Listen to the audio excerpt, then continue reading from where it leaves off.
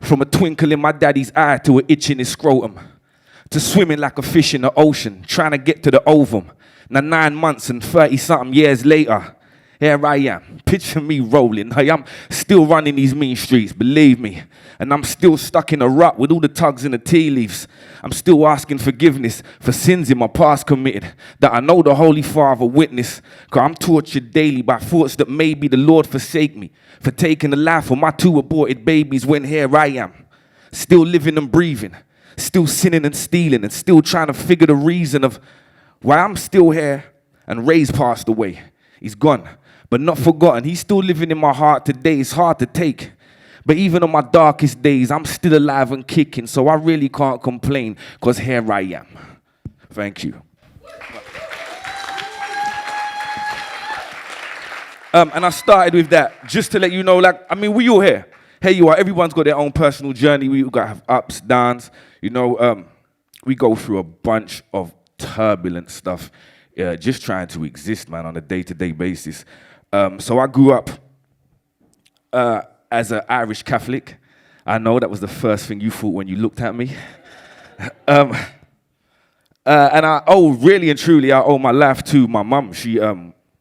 She kind of put a foundation in. She set a foundation that even when I got older and I went very far left and incredibly wayward, I think there were times I was doing things I knew they were wrong.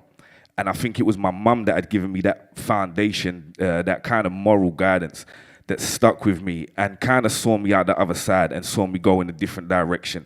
So I'm just going to give you a little dedication to my mum. It's called Because of You. You can see this on YouTube. If you type in Tony D Because of You, and it goes like this. Look, I respect my pops for the fact he's my dad. I love my mum for the fact she had to be my dad. When he upped and left, such a mess, mum depressed, and me, a byproduct of his lust, I guess he turned walking out before I even learned to walk. And now, this type of pain is so difficult to talk about. You didn't consider the facts, man. Honestly, how's a white woman really supposed to raise a black man? But she did it, because she was in it to win it. Way before Mary J. Blige, she showed me love no limit, a love infinite, a type that never dies. I recognize I owe my life to that woman. I never sever ties. And set to rise on a quest for a better life, and I put it all down to this woman named Ellen, right? Now I'm supposed to be thanking you, but you gave me life and love. How do I really express my gratitude? I wonder if your heart breaks and if it's hard to take when you look at me sometimes and see my father's face. He wasn't much of a dad to me. But despite your feelings, you never ever badmouthed that man to me. And I know you had to hate him. For times he said he was coming and I cried myself to sleep waiting. And I never blamed him. I held you responsible. So mommy, thank you for your patience. Because now I see the light. You're the one that fed me, clothed me, and taught me how to read and write. Told me there's no need to cry. Daddy can't make it, but he's probably got a good reason why. You didn't need to lie. You did just to comfort me. Luckily, was sent to a mom that had love for me. And this message is true. I love you, and I'm glad the universe sent me to you. Thank you. So as I said, just try not to fall over and kill myself. As I said, Mummy put a foundation in, and it really, I guess it helped looking back. But at a particular time, I grew up in southeast London, Elephant and Castle. Some of you may know it. And I can't undersell how normal crime was in my general, I mean, everybody committed crime. The kids committed crime. The adults committed crime. The person who lived up above me, the person who lived next door, the person who lived downstairs. Every single block, and you could get different things from different blocks. Some blocks were known for drugs. Some blocks were known for stolen clothes. Some blocks where you could buy meat, stolen meat. But yeah, it's just the sheer normality of everything. It was just how we became accustomed to it. So it led to certain things, and I led to a certain way of living. And I guess we breached law. Shot cheese drawer, white B and AC fraud. Just to make a mint like Trebor, street wars. See a guy clap with a reboard, the ambulance racing like Nino, Nino. State of emergency, stating it urgently. There's blood running in the streets, the pavements are burgundy. Riding the wave of a crimson tide, and victimized by the sins of pride. This is how we live and die, repping that team flag. These kids are keep strapped, the game gone sour, like Skittles in a green bag. Schemes and dreams of dirty cash in a clean jag and flooding road with puff and coke from Angel to East Ham. My city's been real. It's busy in a bit still. We keep it moving. It's like we can't physically sit still. Sitting in the kitchen, fixing up a big meal with vital ingredients, food, digis, and cling film. Lord, forgive us for our trespasses. Any man that trespass against us perishes. It's perilous. We dwelling where the devil lives, perched on the precipice of an immense abyss. We starving. It's past hunger. And we just trying to break bread like Christ at the Last Supper.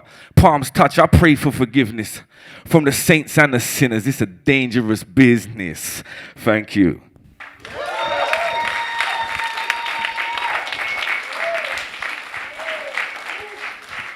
So yeah, I spent a nice period of my life, my formative years, just running around on the road. I met a lot of interesting characters, a lot of interesting people, and I met a young lady a long, long time ago, and when I met her, I knew at one point I would write a song about this young lady. There are some embellishments in this story, but it's based on it's a real story. It's a real person that I used to know, and this song's called Belladonna. Belladonna, she was raised on the blocks them. A people's from St. Anne's, way up in Nottingham. They moved down south and got a place up in Tottenham and thought that'd help them escape from their problems. See, Bella's mummy's only 12 years her senior.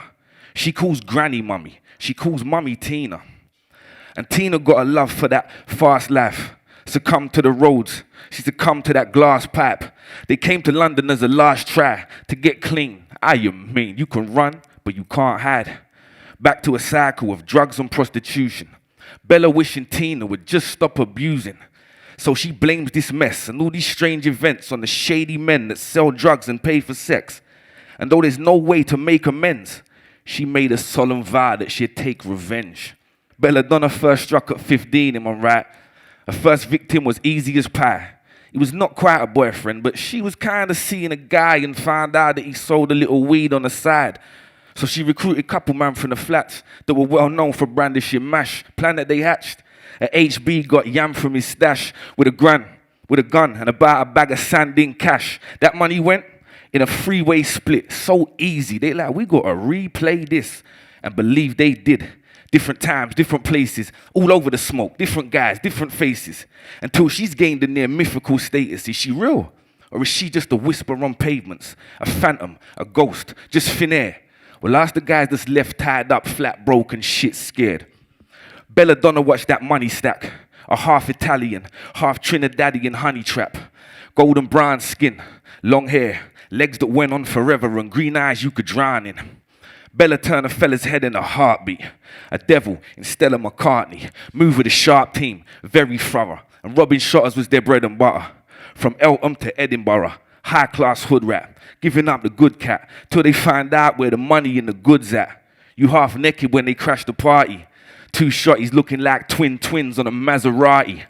And that's when you know you've been faked, as you hope and you pray that they don't blow you away. And you tremble as you open your safe, while she just sits there watching, with no emotion showed on her face. Belladonna, the deadliest touch. So beware if you spending them bucks, cause she pretending it's love. In reality, she's setting you up for the cash and the adrenaline rush. Belladonna, Belladonna, the deadliest touch. So beware if you selling them drugs. She's pretending it's lust. In reality, she's setting you up. But what's she doing it in memory of? Belladonna. Thank you. So the reason I'm up here, I guess you can, as you well established already, I didn't stay committing a life of crime. I managed to find music. Writing has always been very therapeutic for me. I never even really wanted to be a rapper, a famous rapper, or anything. I just wanted to write and be good.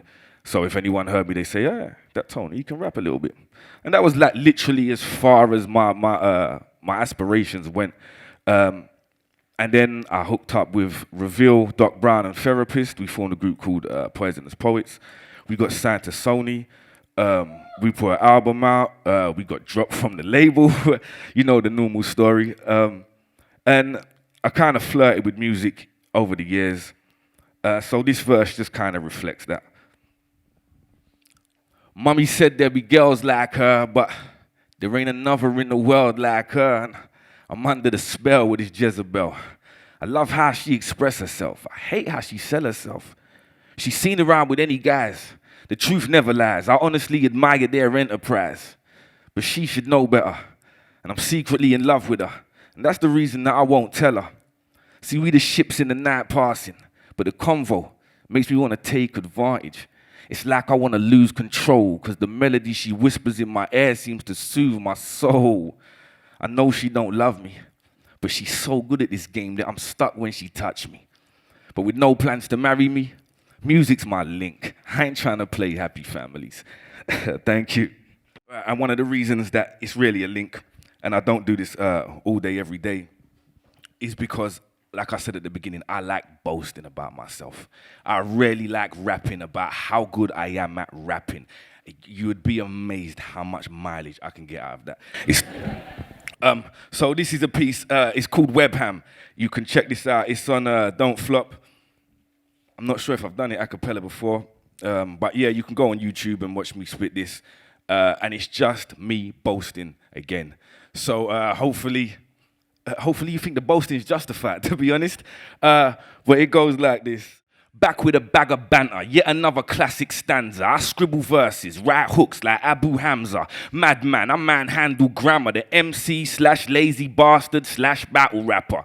Cashew nuts and a can of Fanta, a couple gram of ganja, and 3 hoes like a happy Santa. Magic happen like abracadabra. When sun spit raps, I'm one sick cat like Fanny Cancer. Luger larynx, I reached 2012 blazing, leaving a trail of gun smoke and empty shell casings. Hell raising, I'm at heaven's door, angels waving white flags, spelling I surrender in semaphore.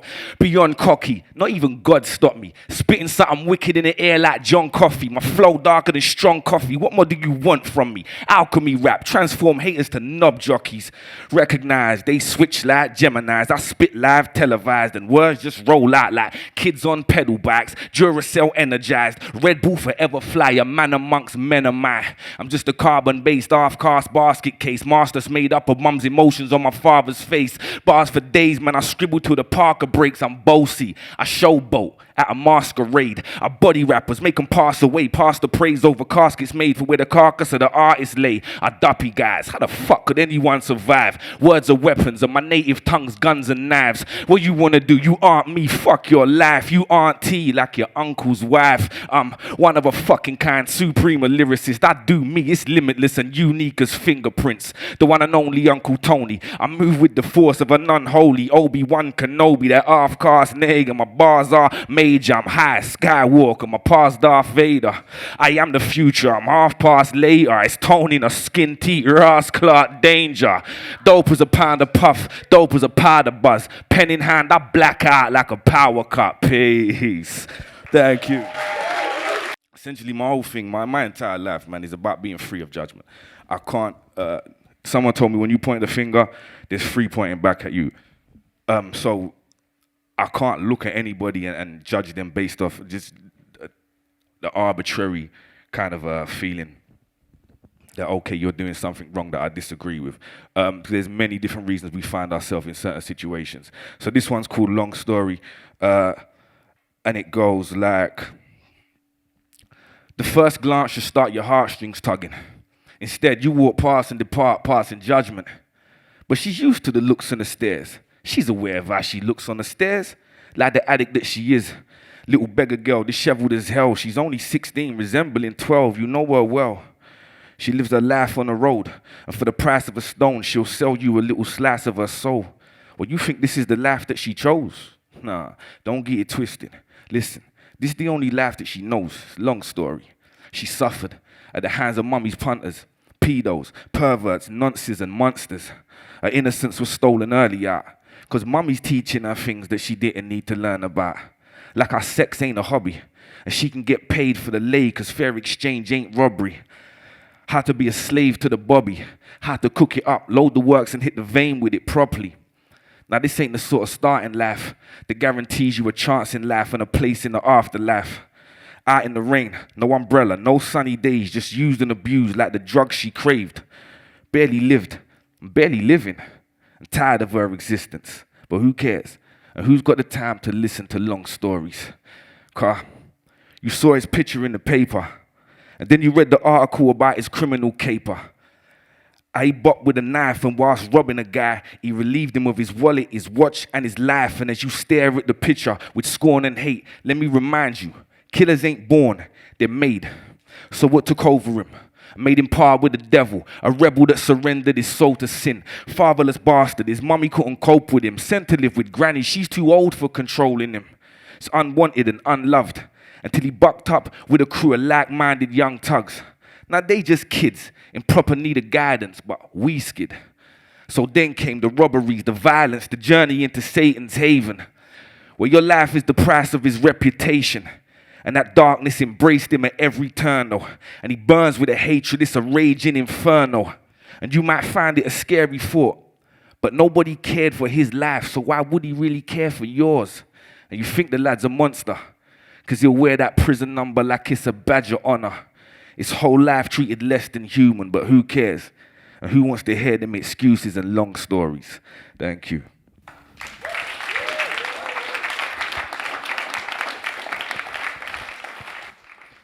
All right, the last two little pieces we're going to get into, just essentially is me since being a little kid and be running around out here making music and whatnot. I'm now working in primary school, do hip hop education, and just try to help the kids. You know, I'm my school's emotional literacy support assistant, which means children that have needs. Not just special education needs, but have certain mental health issues and whatnot. They come to me and we speak and we discuss that and we try to get them on the right path, because it's far easier to fix it at a young age than it is to watch broken children grow up into broken adults and then try to correct it then. So really, it's just me. I've managed to turn my shit around. And I offer a lot of hope to any other people who find themselves in the same or a similar situation. But this one goes. There's times I sit back, reflecting on the path that I chose, and certain routes that had led me down the darkest of roads, my flesh blemished and scarred to the bone. You might skid when your life's lived at high speed. It's hard to control in a system designed without us being in mind. And we just following the elders, blinds leading the blind, life leading to crime, fire deep in the grind, all scheming to try eat a sly piece of the pie. And there's enough to go round. Why can't we each get a slice? They ain't feeding us right. You have to turn teeth in the night if you don't want to start at 9 and be leaving at 5 until it all passes by and you just eager to die. If you want it, then you got to take it. And that's the philosophy where there's no facilities to make it. Existing in this matrix, there's no love for us. And so much of us just living with this hatred. The truth's corrupted, the youth's corrupted, their attitude is fuck it and what they wouldn't do for ducats. Salaries get gained from yamming a bent wage, gram bagging to get paid, pack mashing a switchblade. Shit happen for quick fame, bang bang and a stick blazing. More random young man them's landing in graves. Mind shackled and enslaved just for the love of cash, man. I seen lives wasted, chasing reputations as a bad man. And we're walking around in hell, it seems, where so many people's egos grown bigger than their self-esteem. Wish I'd have seen it for what it was, because it feels real, but it's really not. It's like puppy love. I might have done certain things a way different, but experience is the only way to gain wisdom. So this is my song, but you could sing it. I couldn't have known then what I know now if I didn't live it. As a younger, little Tony D, had hopes and dreams of getting money that involved the street. A load of schemes, unloading green. I went from O's to Keys. Goal achieved, then we buy product. That's the byproduct of the coca leaf. Road, it seems, had a hold of me. I committed a sin for every holy bead upon your rosary. I kept the devil close to me. I clearly gained from the pain, but it was in exchange for the soul of me. Egotistic. But plans changed and I heeded wisdom. And nowadays I see it different. I got a reason to. I planted a seed or two, humbled by it. Big head shrunk like Beetlejuice. Now I'm giving them the best of Tony to make a decent crust and sit on top of cheese like pepperoni. That's my testimony. See, the plan is to fulfill my dreams until that big sleeps the death of Tony. Thank you.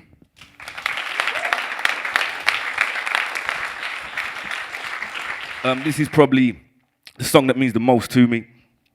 I wrote it a long time ago, well over 10 years ago now. There are parts of it that it just represents a particular time in my life, but it's one of those things that stands the test of time for me personally, because no matter what, you'll see. Anyway, all right. In 2006, I kicked in the year in God's house with Melody, both stinking a bear. Look, this is my life's contradiction. There's the way I want to live. And then there's the way I'm really living. So many of my ways are conflicting, because I believe in God, but I ain't got no faith in religion. Or my place in a system that embraces division, because I love my life, but I hate this existence. And it's hard to even live at all. Because it seems everybody value profit over principle. And it's a funny thing. We all slaves to a wage just because we love the freedom that money brings. And we still trying to figure out, how'd you say for rainy days when it's always pissing down? So I stay extracting truth out the lies, because the believer is happy, but the doubter is wise. So how do I live the right life? Champion my black half and not alienate my white side. It seems strange, but it's a matter of fact. Some people need me to perform some sort of balancing act, because some people think your color's something serious. But you and I ain't nothing but the sum of our experience, so I don't really care how you see me. I feel like, yeah, you can talk when you're qualified to be me. Other times, it creep up and it's hard to try and stop my ego from keeping up the facade. And then that's Tony D to the nth. And when I rhyme, he gets stronger with each little breath, each verse, each chorus, and each little step. Will it cease at my death when I'm sleeping at rest? Is there a meaning to get a little deeper than flesh? Born free. And I don't really know what freedom is yet. There's times I got jokes like Malcolm in the middle. Other times I'm more militant like Malcolm at the window. There's times that I do right and times that I do wrong. From being on top of the world to my life as a blues song. See, I ain't never seen 2 days the same. So I might go with the flow, I might go against the grain. And I try to treat people how I'd like to be treated. Other times, I feel me being conceited is needed. And I've treated certain girls like the biggest skets. But I got 9 sisters that I'd let no man disrespect. Now this is just me. From the ugly to the lovely. On that, you can trust me or cuss me. Hate me, rate me, love me, lust me. Please, don't judge me and let me just be. Because the only thing the spotlight proves is under closer inspection. I'm a lot like you. See, I'm black. I'm white. I'm the darkness, the light. I'm the yin and the yang. I'm the wrong and the right. I'm the answer, the question, the truth and the lie. I'm in deep, I'm far out. I'm hello and goodbye. I'm the saint, but I'm sinning again. I'm the first and the last. But I'm the beginning and end. I'm war, I'm peace. I'm the teacher, the student. I'm the problem. I'm the solution. I'm only human. Thank you.